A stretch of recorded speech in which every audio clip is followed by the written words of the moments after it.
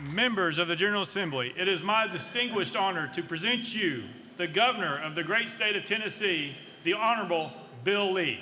Thank you. Thank you, sir. Thank you. Thank you, sir. I'm sure glad you're standing there. Thank you.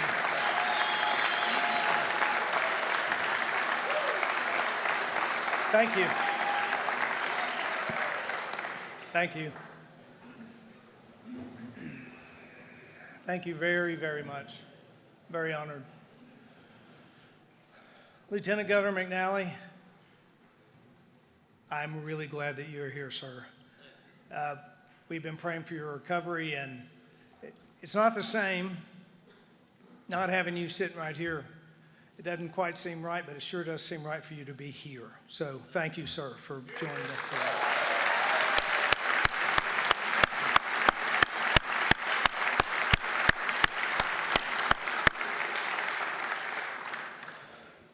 Speaker Sexton, Speaker Pro Tem Hale,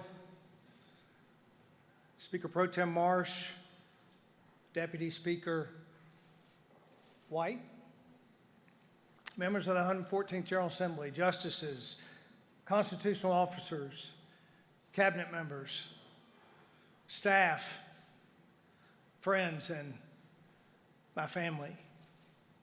Thank you all for coming together as we celebrate on our state, reflect on our incredible success, advance toward her bright future. It is my highest honor to serve you. Thank you. I want to give a special thank you to one more person. This time last year looked really different for Maria and for me. After receiving a challenging diagnosis just 6 months earlier, Maria had just completed her chemotherapy and was preparing for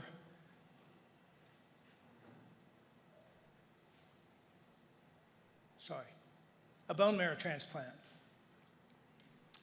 So last year, for the first time since I became governor, Maria was not here. She didn't attend the State of the State address in person. That night, we did not know how remarkable her healing journey was going to be.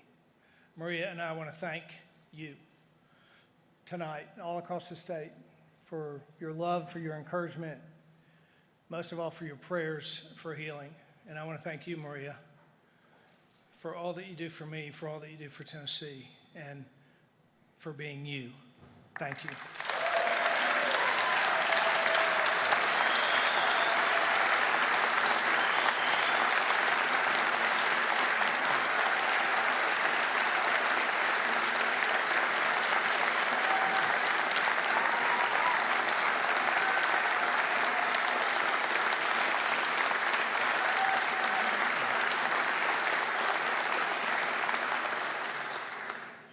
As we enter our 6th year of working together, the state of our state is strong and resilient and ready for the future.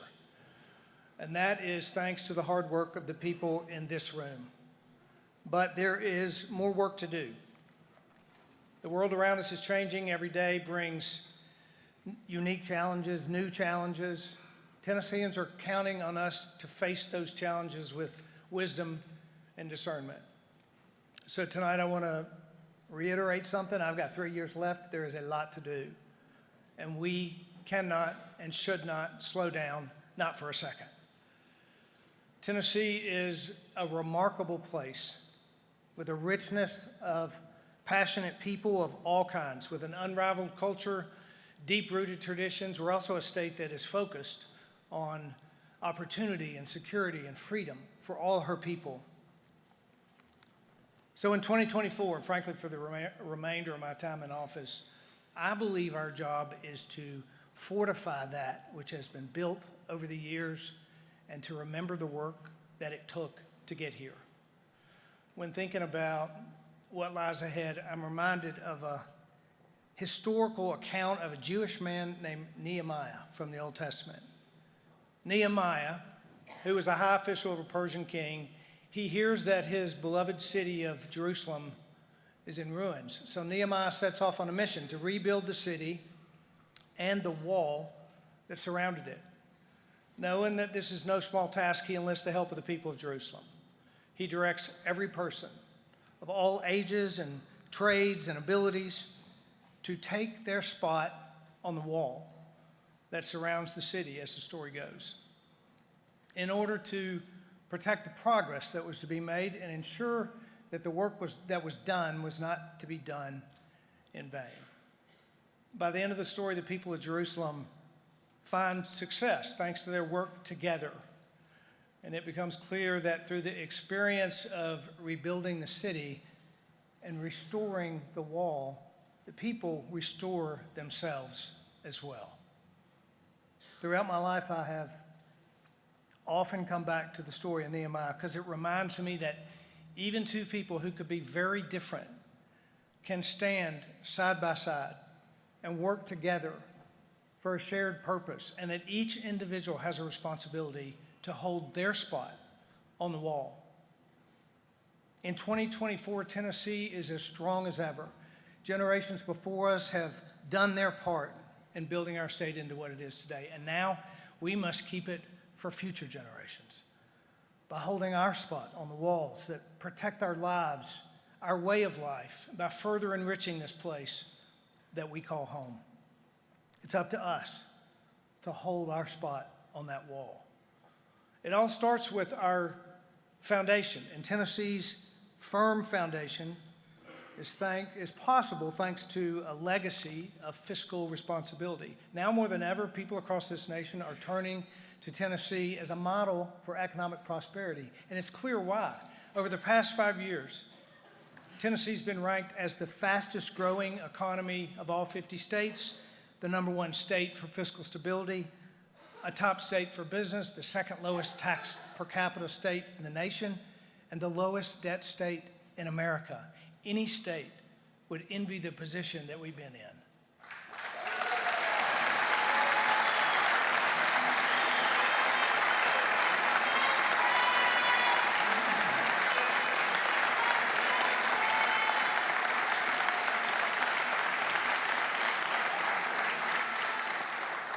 And the members of this Tennessee General Assembly, you who are here tonight, and your predecessors, you're the ones to thank because of your unwavering commitment to keeping our state in a strong financial position by balancing our budget, maintaining a healthy savings account, cutting taxes for Tennesseans year after year.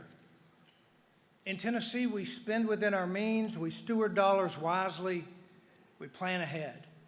And it's this mentality that has garnered a AAA bond rating for 9 consecutive years and keeps us well positioned to flourish.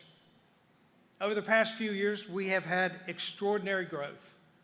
So this year, while our revenue growth is returning to normal, that new normal is 40% higher than it was just 3 years ago. We have a very strong economy in Tennessee, an economy that is built to withstand even the pressure of our country's uncertain economic future. So this year, we'll bolster our decades-long commitment to fiscal responsibility, starting with a $20 million investment in Tennessee's Rainy Day Fund, building our state reserves to $2 billion.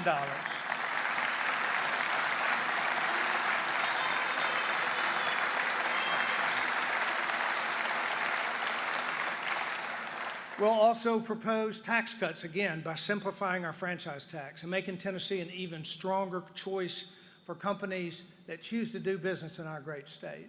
There's been a lot of talk and conversation about this change to our franchise tax because it is incredibly important. We became aware of the need to change the law, which has been in place for almost 90 years. So we crafted a solution that resolves the issue now, so that we can move forward now. And this is the best strategy to ensure that we do right by Tennessee taxpayers. Because we have budgeted wisely through years of extraordinary revenue growth, Tennessee is now equipped to resolve this tax issue and make Tennessee an even better place to live and work and raise a family. This is an example of how we can turn a challenge into a better outcome for Tennesseans.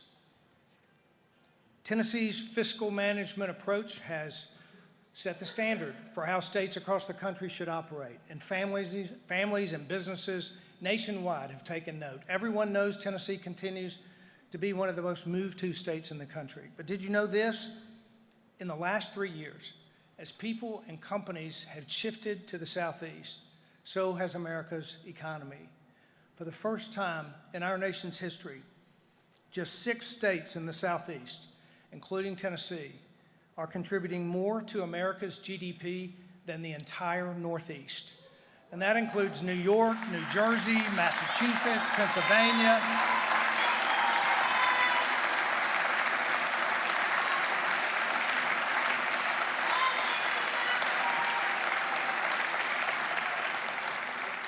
Tennessee has emerged as an economic powerhouse for this country. And all of this incredible growth is exactly why we need to think about what Tennessee will look like, not just next year or 10 years from now, but 25 and 50 years from now. That's why we've made infrastructure a top priority, building roads and bridges and sewer systems and more for the future. After passing the Transportation Modernization Act last year, a bipartisan effort with the men and women in this General Assembly, TDOT's 10-year plan is in motion all across urban communities and rural communities alike. Just a few weeks ago, Tennessee was ranked by U.S. Consumer as the state with the best roads in America. And thanks to our work together, we have a plan to keep it that way. And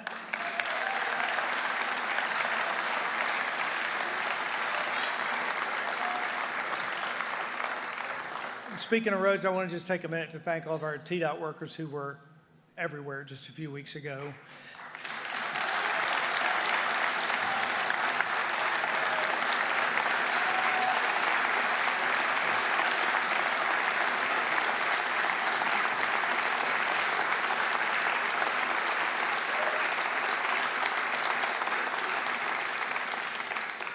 They were everywhere, in the snow, in the ice, in the cold, taking care of Tennesseans. Now they're everywhere taking care of potholes. TDOT workers are public servants. We thank them. Companies have invested $35 billion in our state since 2019, creating more than 211,000 new jobs and counting for Tennesseans. That means real opportunity for families across our state, from Rogersville to Ripley. Today, Tennessee's unemployment rate is well below the national average. The state unemployment rate saw an all-time low over the summer. And our rural counties are no exception. Since day one, I believe that Tennessee's success can be measured in part by the strength of our rural communities. We've prioritized economic investment across rural counties and developed a workforce strategy that works for all Tennesseans, and it's paying off. 5 years ago, we had 15 distressed counties. Today, we have just 8.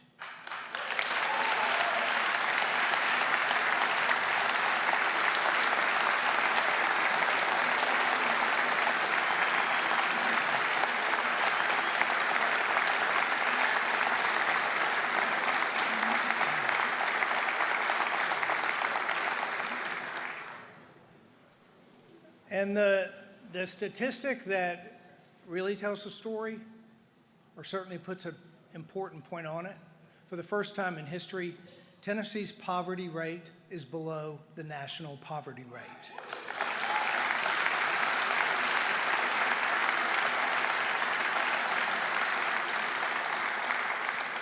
When we talk about Tennessee's record economic growth, many people might think that its biggest beneficiary is Nashville or one of our large urban centers, but in 2023, Haywood County in rural West Tennessee had the largest amount of capital investment and the second number of new jobs announced of all 95 counties.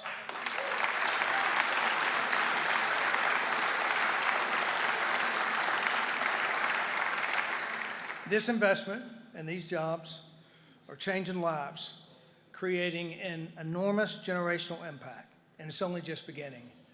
And real Tennesseans are proof of that fact. This evening, we're joined by a real Tennessean, Derek Montague, who was born and raised in Haywood County. In the past, a rural high school graduate from a place like Haywood County may have been forced to look far from home to find the next step. But when Derek graduated from Haywood High School in 2022, TCAT Jackson was ready to enroll him in their industrial maintenance program immediately. His training at TCAT Jackson quickly led to a quality job at Technor Apex, an auto supplier that chose to expand in Tennessee just a few years ago.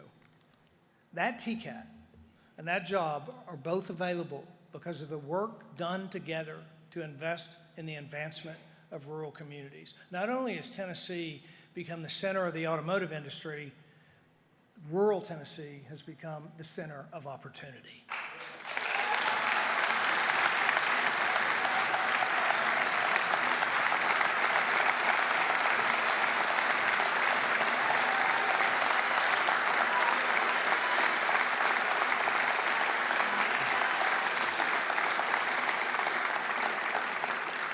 You've heard me say oftentimes what happens in rural Tennessee matters to all Tennesseans. This is what it's about. Please join me in welcoming Derek Montague and his mom from Brownsville.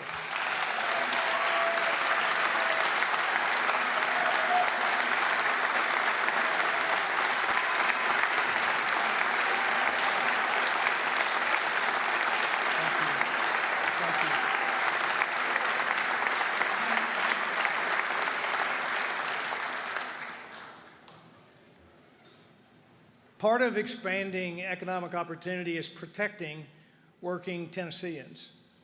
From the birthplace of country music in Bristol to Music Row in Nashville to Beale Street in Memphis, music has been woven into the fabric of our state since the very beginning. But it's also a vital industry that employs tens of thousands of Tennesseans. Tennessee's music industry grew by 21% in the last 5 years. Today, we are the #1 state in the nation for music industry jobs. But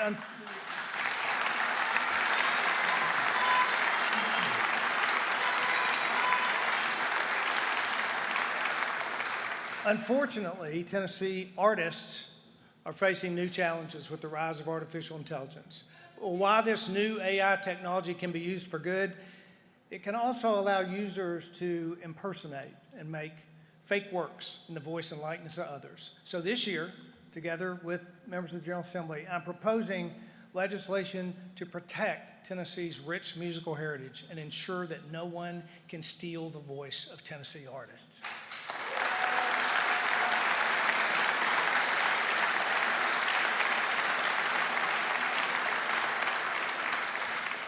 We're calling this bill the Elvis Act, to honor our very own king of rock and roll, as well as his family who's still working to protect his legacy. And tonight, I want to acknowledge a Nashville songwriter who has been at the forefront of this effort to protect Tennessee artists of all kinds. Tom Douglas has written hundreds of hits, topping the music charts, hits like I Run to You, The House That Built Me, many, many more. Please join me in welcoming my friend and legendary songwriter, Tom Douglas.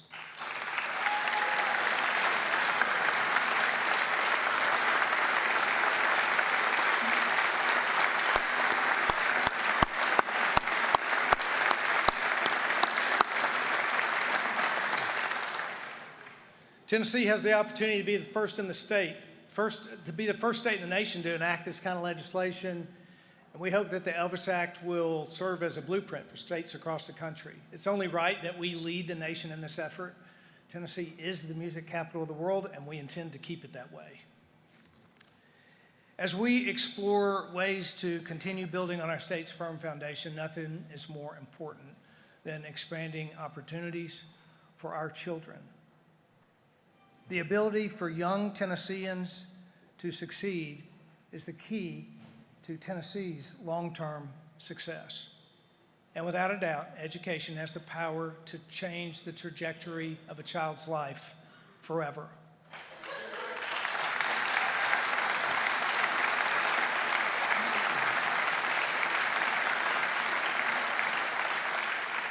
We have done a lot of work in Tennessee, but we still have a ways to go in providing the best possible education for every student in the state.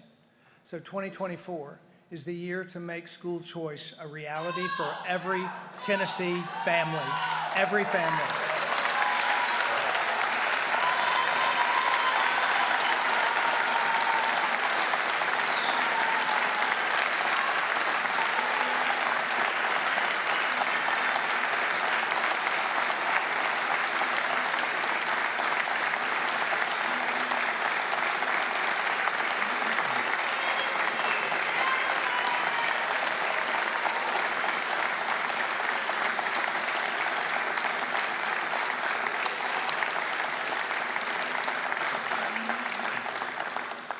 The premise behind education freedom, and the one thing that most of us all do agree on, is that parents know what's best for their child's education.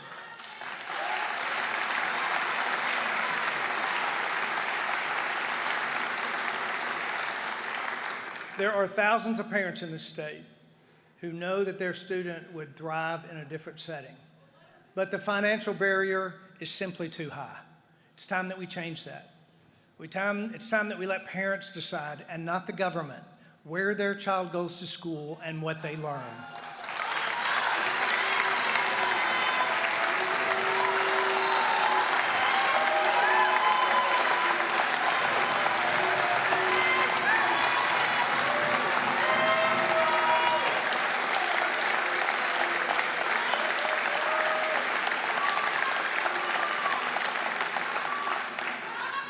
Now, some are concerned that more choice for families could mean fewer resources for public schools. That's simply not true.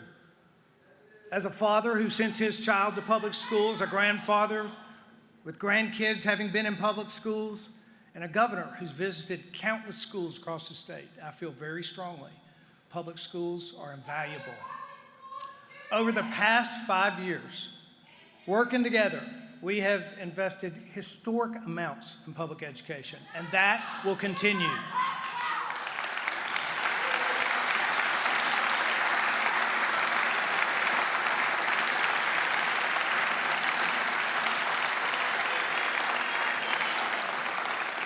We've increased public funding for public education by more than $1.8 billion since I became governor, by far the most in our state's history.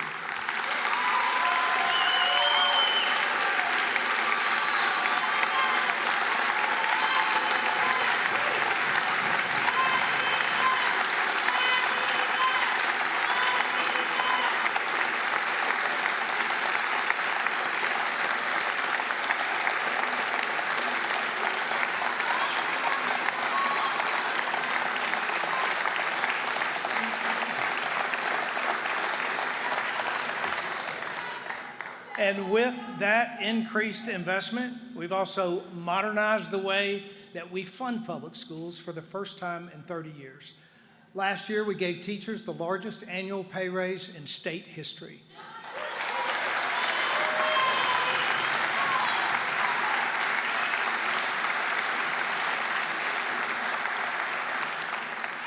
And we're not done. We are not done. We'll make another significant investment in the TISA formula this year, and we're working on a plan to help public schools retain the best and brightest teachers in their individual districts.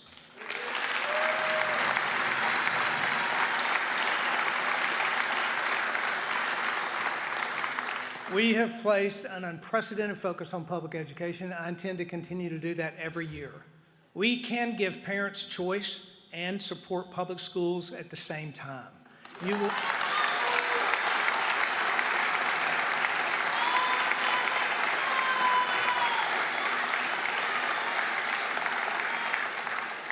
You'll hear me say that over and over again because it's true. These two ideas are not in conflict. There are some who will say that parents don't belong in the decision-making process about their child's education. But our responsibility is to the student and to the family, not to the status quo.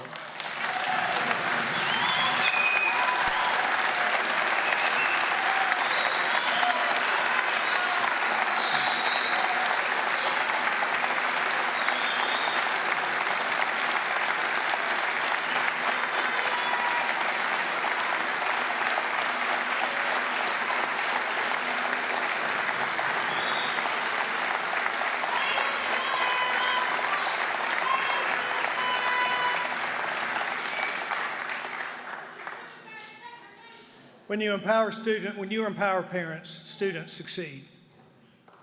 And we already have success stories all across our state. Tonight I want to welcome Ariel Munson and her two sons, Nigel and Stephen. I had the opportunity to meet this incredible family months ago, and I was struck by their story. Ariel knew both of her sons learned differently. Their current education just wasn't serving them well, and what worked for Nigel didn't work so well for Stephen. But as a single parent, options were limited. She knew that the path to paying for an independent school would be difficult, even while she worked 2 jobs. But as their biggest champion, Ariel knew that she had to do something to set them up for success. So she enrolled Nigel in a public charter school that was a perfect fit for his learning style. But her other son, Stephen, still needed something different. That was right about the time when Tennessee's current choice program became available in Shelby County. She applied. Stephen was quickly accepted as the first ESA student. Ariel calls it an answered prayer. Today, Stephen is thriving at St. George's Independent School in Memphis. He's making exceptional grades. He joined the outdoor club and the soccer team. Stephen dreams of being a paleontologist. Her son, Nigel, will graduate this May at the top of his senior class at Memphis Business Academy, with a list of scholarship opportunities at 9 colleges across the nation.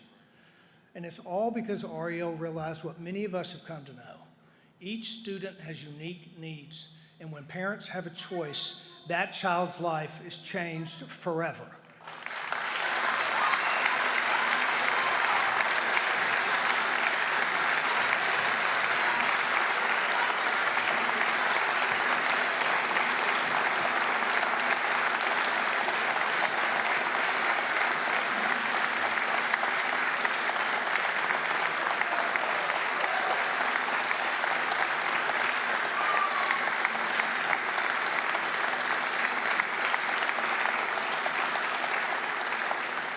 Please join me in welcoming Ariel and her sons, Stephen and Nigel.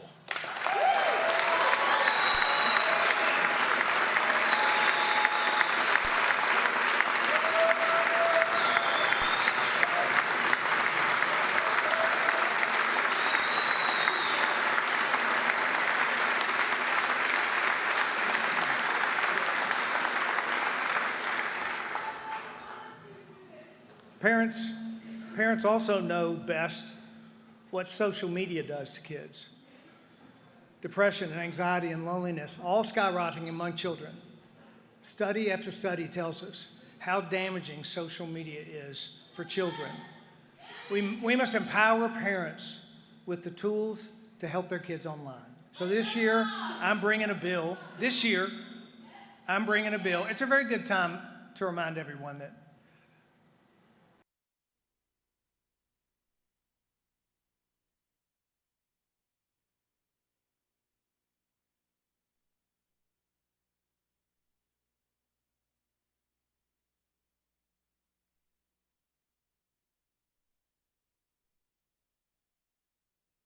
as it has been, civility is a strength.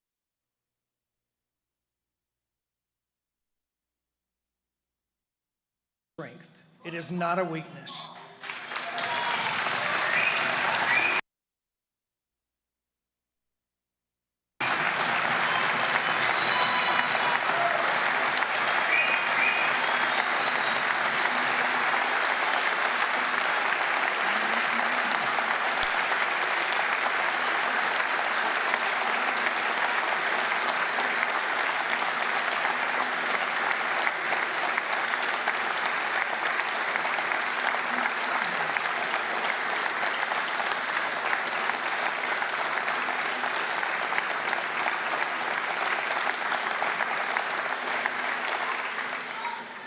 So we have to empower parents with the tools to help their kids online.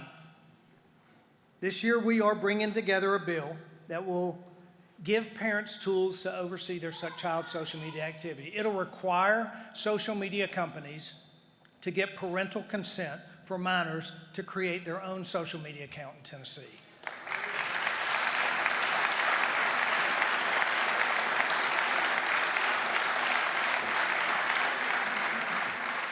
Moving from the youngest Tennesseans to the oldest, across our state, those 65 and older make up the fastest growing group of Tennesseans. Nearly a quarter of Tennesseans will be over 60 by 2030. And more older Americans, as you know, are choosing to retire here and enjoy all that the volunteer state has to offer. Because of that, we made an important decision to take what was previously our Commission on Aging and Disability and combine it with our Department of Intellectual and Developmental Disabilities to better serve all Tennesseans.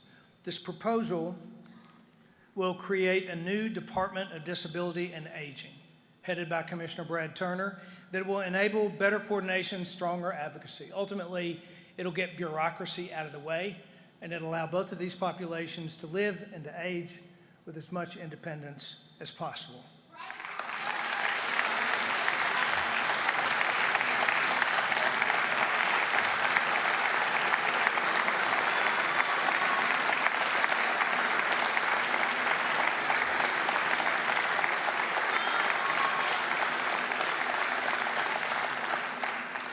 As y'all know, I came from the business world, and since I became governor, one of our top objectives has been making government work better for the people. And in my view, less government is better government.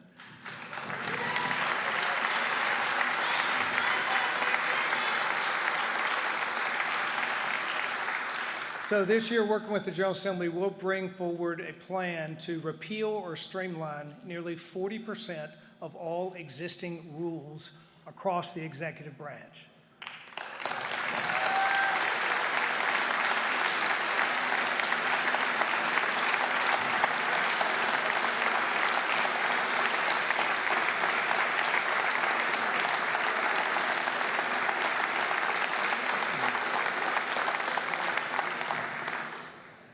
That amounts to 4,000 rules eliminated or streamlined. I'm proud that this will be one of the largest cuts of red tape, not just in Tennessee history, but for any state anywhere in the country. And cutting red tape creates a green light for job creators and job makers for Tennessee to grow its economy.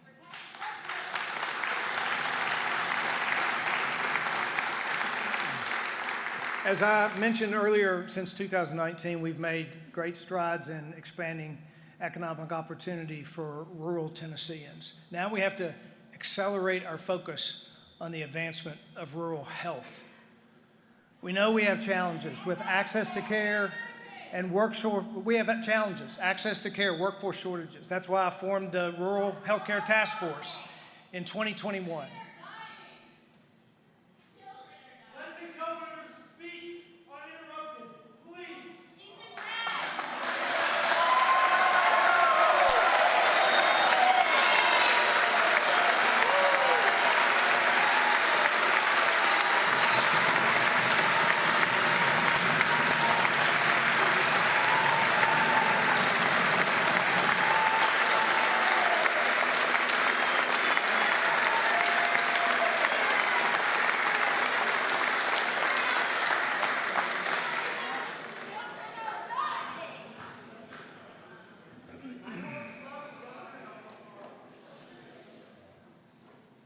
We have great challenges in rural healthcare. That's why I formed the Rural Healthcare Task Force in 2021 to explore solutions to address the issues head on. And now these solutions are becoming a reality. We'll be expanding apprenticeships, providing greater access to specialty care and telehealth, better pathways from high school to healthcare careers, and much more. So this year, building off the recommendations from the task force, we will propose the largest single investment in rural healthcare in state history, $200 million over the next 5 years.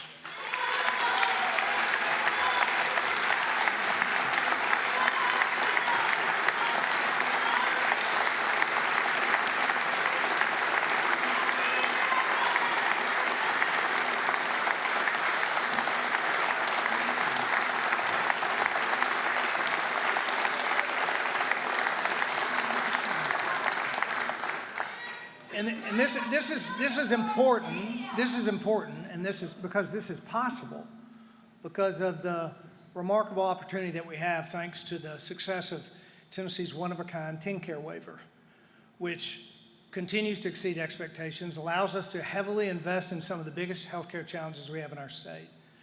And because these are shared savings that we will spend, this investment in rural healthcare will come at no added cost to Tennessee taxpayers.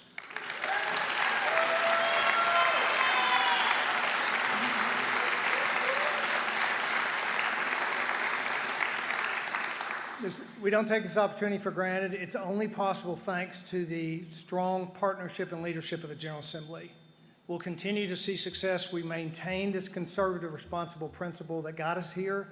I want to thank all of you again for the work that you've done to make this TennCare waiver a reality for Tennessee.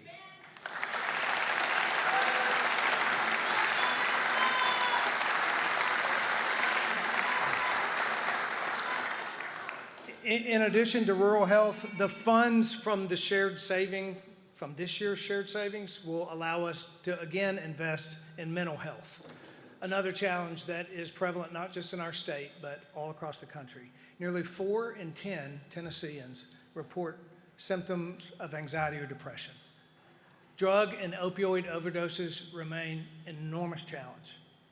We've done a lot of work in the last 5 years to boost mental health resources across our state, and we will do it again. This year, we're investing more than $100 million over 5 years from the shared savings in behavioral health and substance abuse support in Tennessee.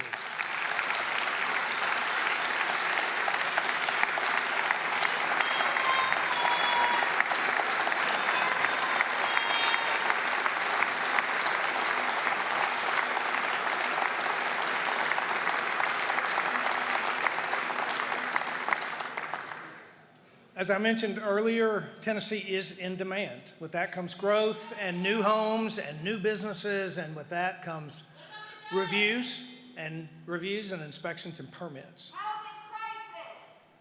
When demand is high and the projects get bigger, it's easy to fall behind, and time is money, and building delays drive up the cost of homes and businesses in Tennessee. Every day added to the schedule of a house increases the price of that house, and that matters to hardworking families all across the state. That's why this year we're proposing statewide permitting reform to accelerate business times, lower costs, safely streamline construction in Tennessee.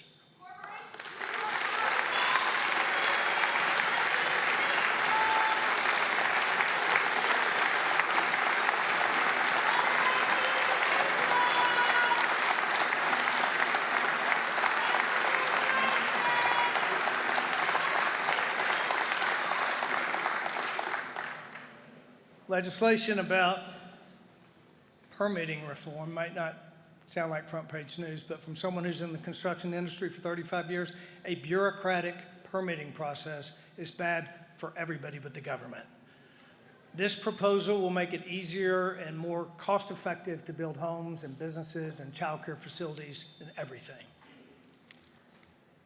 Tennessee is in demand. People are moving here. One of the reasons is they know that we are committed to making it a safe place to live. There will always be more work to be done when it comes to public safety. It is a huge challenge, and we all know that. But I want to thank all of you for partnering with us to prioritize major investments to keep Tennessee communities safe. We are creating innovative programs across our justice system, resulting in Tennessee's lowest recidivism rate in state history.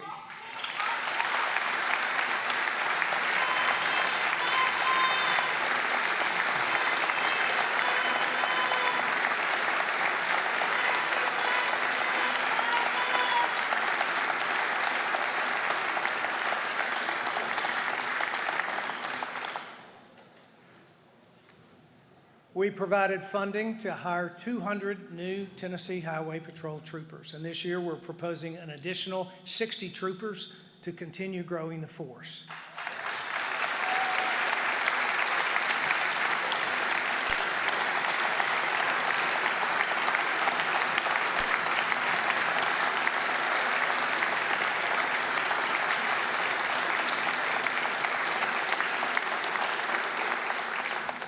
I'm incredibly proud of our work together to support local law enforcement agencies with the $150 million Violent Crime Intervention Grant Fund. These dollars are at work right now in the areas of the state that need it most, places like Shelby County, where I believe that the state and local partnerships can and will make a real difference.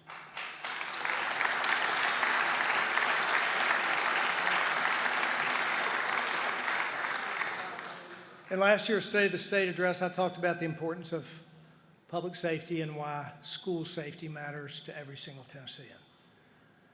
At that time, we had no idea that we were about to face one of the most difficult moments that our state had ever seen.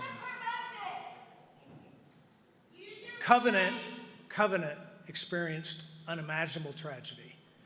But tragedy doesn't have to be the end of the story. Tragedy doesn't have to be the end of the story. There's redemption in struggle if we lean into it. That's why over the last year, we've worked together and made significant progress building on our strong foundation of school safety, starting with a $140 million grant to place a trained armed school resource officer in every Tennessee public school.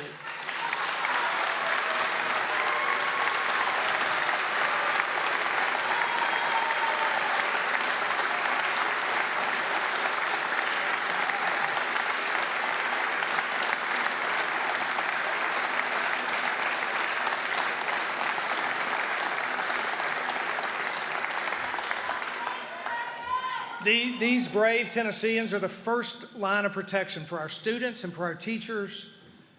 We appreciate their unwavering commitment to keeping our schools safe. A great example of that is the leadership of Sheriff Troy Kleiss. Crockett County has made tremendous strides in SRO staffing. And they're not alone. Crockett County joins 3 other counties in Tennessee that moved from 0 SROs to fully staffed in under a year, which is a truly remarkable achievement. Join me.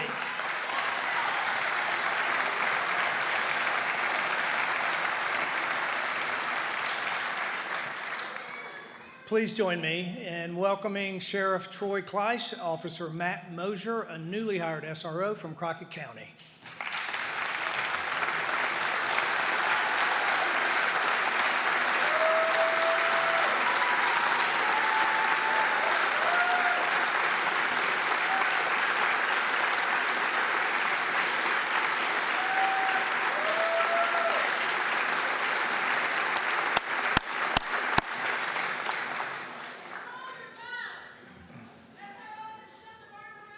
Over the past 5 years, Maria and I have traveled to every corner of our state.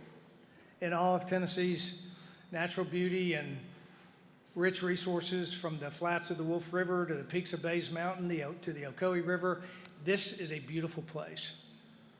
Last year, we created a new conservation strategy to preserve the state for generations to come. But there's more work to do. We've continually made investments in our state parks, the cornerstone of this conservation effort. This year's proposed budget will take it to the next level with 8 new state parks.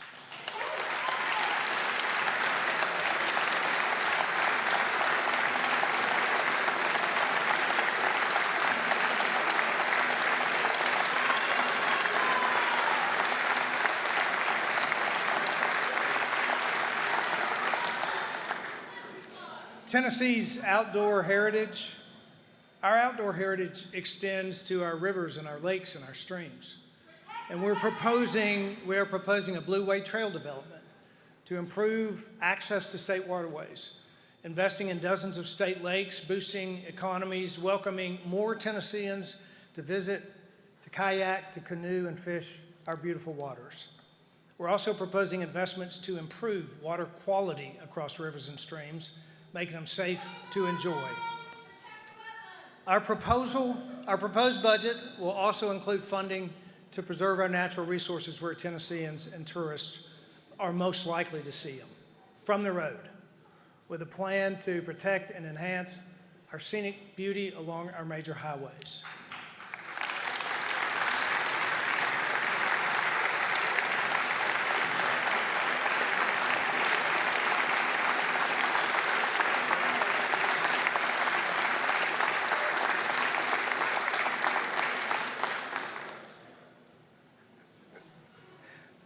Off the major highways are the drivers of Tennessee's economy, Tennessee farmers. Our agriculture, that's right.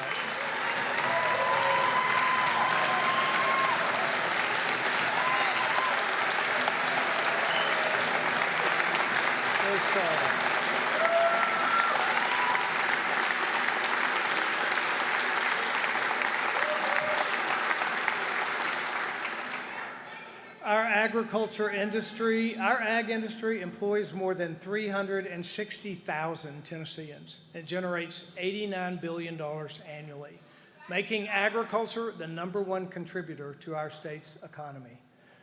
Yet today we are ranked the 3rd most threatened state for farmland loss in the country. So this year, we're proposing a farmland conservation fund, a plan to partner with Tennessee farmers who voluntarily place their land in a conservation easement, just as 28 other states do today. This will give farm families the ability to preserve and protect their farmland for future generations, securing Tennessee's rich rural heritage as a pathway to opportunity.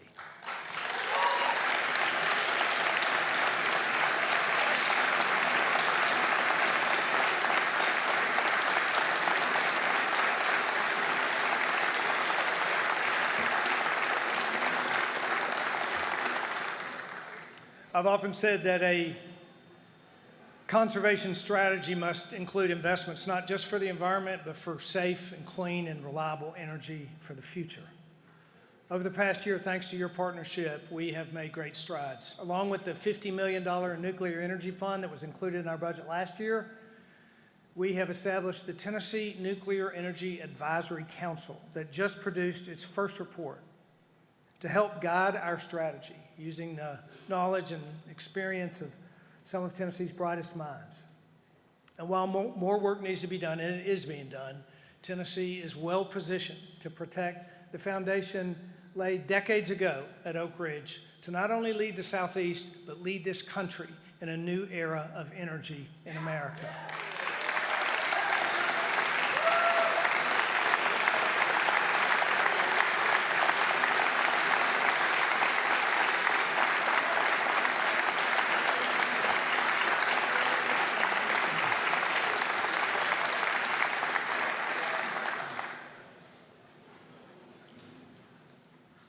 Tonight, I have attempted to give a glimpse of the state of our great state, the foundations that were laid by the generations before us, the city on a hill that we call Tennessee, the gates that welcome those who want opportunity and security and freedom, the walls that protect fiscal stewardship and public safety and our environment.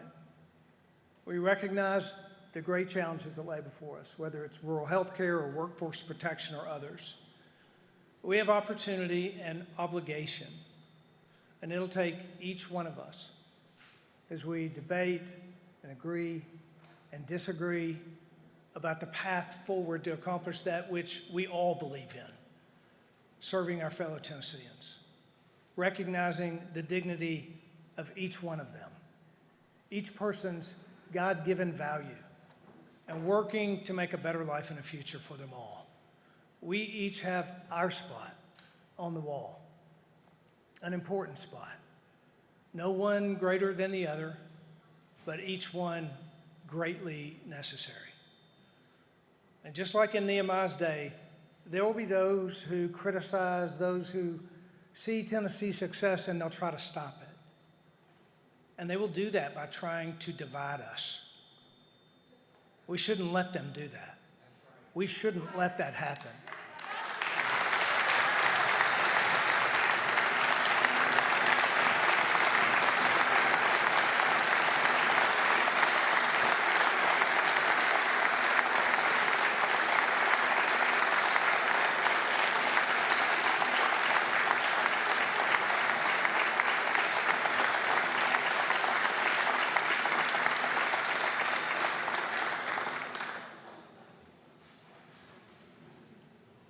Let us stand together and remember our shared purpose. Now, only when we work together, side by side, will we build upon, protect, and create that which is one of the greatest places in all the world, and ensure that it remains that for those who live here, for those who want to live here, for their children, and for their children's children. May the Lord pour his spirit and favor out on each one of you. And may the Lord and may the Lord continue to bless the people and the place that make up the great state of Tennessee. Thank you very much.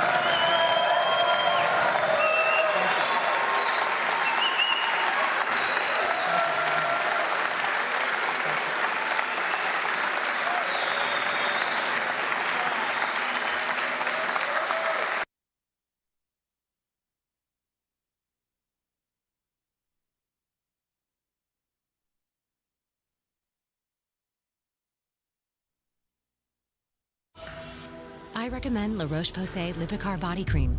One application a day keeps very dry skin away.